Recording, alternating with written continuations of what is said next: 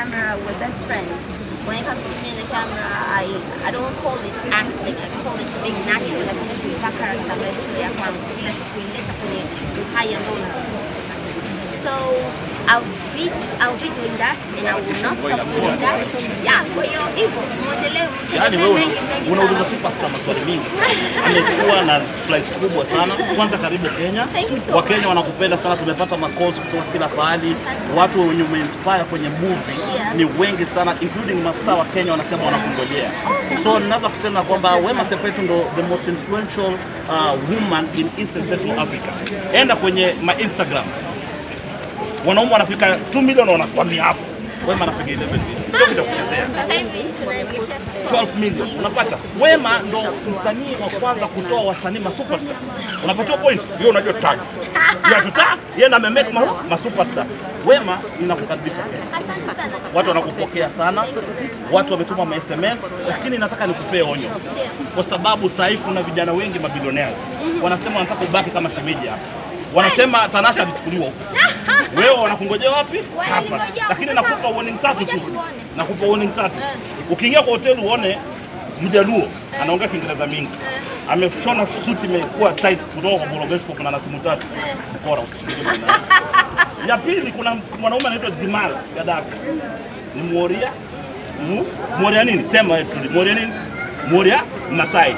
Ukiona simu yake kimbia kama kitu kingine. Lakini ukiona simu ya Mabior anaitwa Mani Mabior, rafiki ya huyu.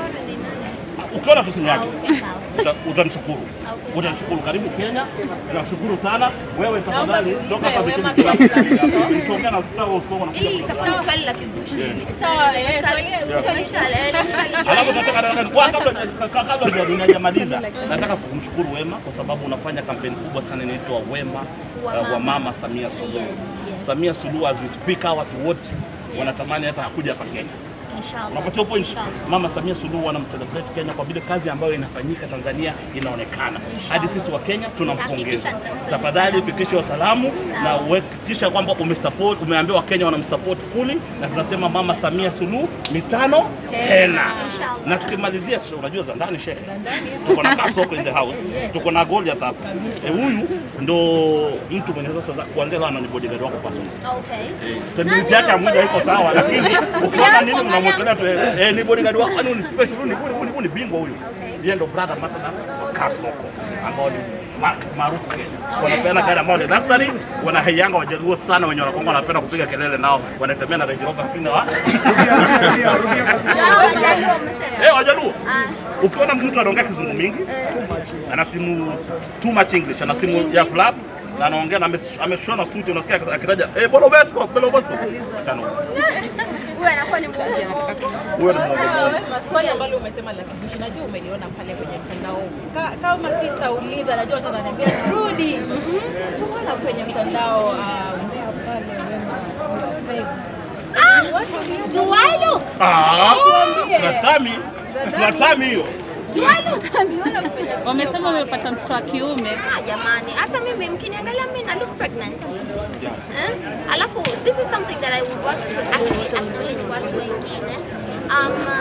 Watu waache kunitokana kwenye mitandao kwa sababu ya kupata mtoto. Because it really gets to me and ni kitu ambacho kinani torment. Kwa hiyo wasichukue kama vile ni fimbo ya kunichapia. All the time nikipost kitu wataniambia saa sio kama sitaki kuzaa. Natamani sana nizae, lakini just because they know kwamba hii ni kilio changu, basi wasinachukulia kama fimbo ya kunichapia.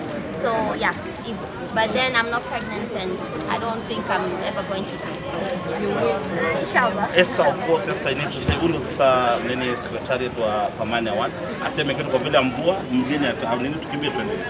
Mimi nataka tu niseme Thank you very much. very surprised. Thank you for being able to join.